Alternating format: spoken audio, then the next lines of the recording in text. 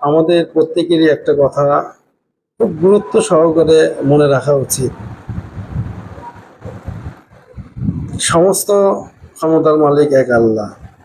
উনি যাকে ইচ্ছা ক্ষমতা দান করবেন এবং উনি যাকে ইচ্ছা ক্ষমতা কেড়ে নেবেন, যাকে ইচ্ছা সম্মান দিবেন, যাকে ইচ্ছা সম্মান কেড়ে নেবেন।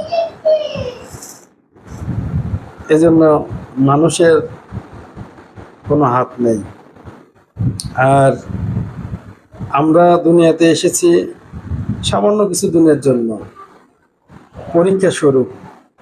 যেরকম শস্য আমরা জমিতে লাগাই, ভালো শস্য হলে সেটাকে তুলে নিয়ে এসে আমরা স্টোরে রেখে দেই বা বিক্রি করে দেই, যেটাতে আমরা উপকৃত হই। আর যদি শস্য যদি খারাপ হয়, সেখানে আমরা আগাছা করে ওটাকে তুলে ফেলে দিই। তো ঠিক মানুষ